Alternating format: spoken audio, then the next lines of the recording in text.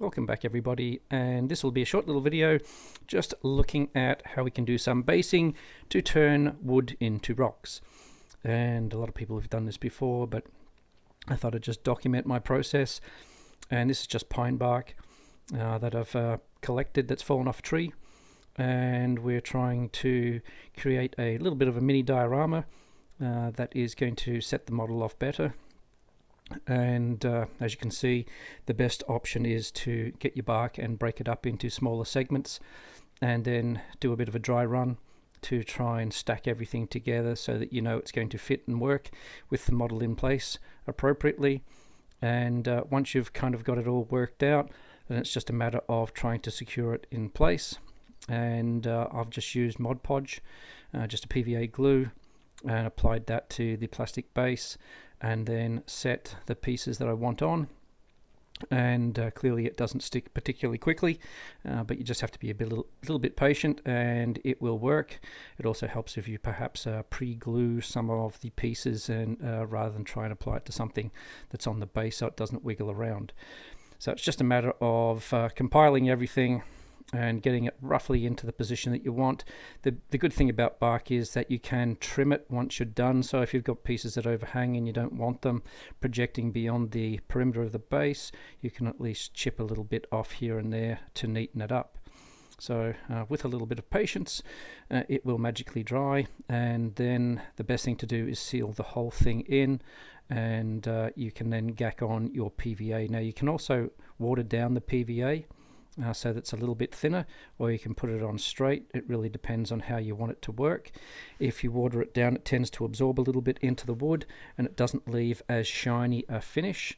But the glossiness of the finish doesn't really matter, because once everything has dried, you're going to go in and undercoat it anyway. So it's your choice how you want to do it. I figured that slathering it on generally allows it to bind better and give you more secure holding, so it's a bit more permanent. Otherwise things tend to delaminate and they fall off, which isn't great.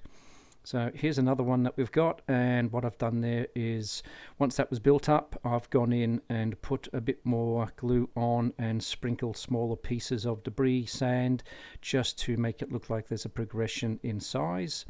And then we've placed our little guy on top. So what I tended to do with these is, because you're going to be painting the base, I've actually glued the model on prior so that the whole lot gets painted at one time.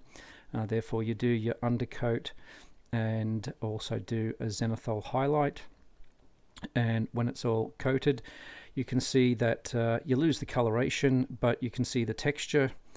And what we're really looking for with the bark is those horizontal laminar sort of planes that make it look like sheets of rock, and it certainly has more of that appearance. And it's not really too concerning which way you want to go with regards to how light or dark it is. Obviously you can put paint over the top. Now I used the zenithal, and therefore it was quite white, and I've chosen to use inks. Inks are transparent typically, they're not like your normal acrylic paints.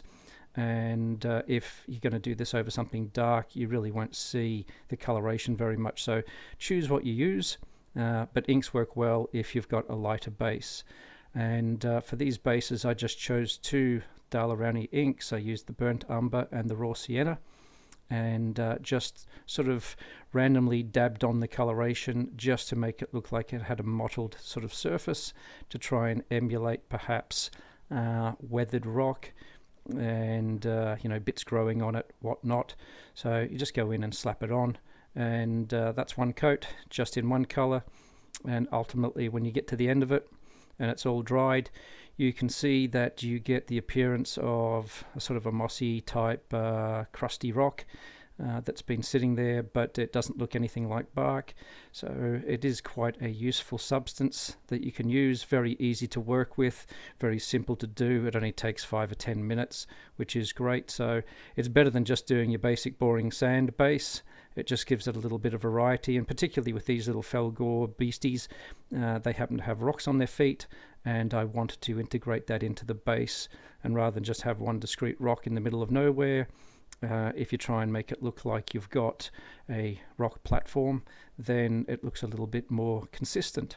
So that's how we do it. Just a quick little video for today. appreciate you all coming along to have a look at it, and hopefully we'll have some more topics that might be enjoyable in the future.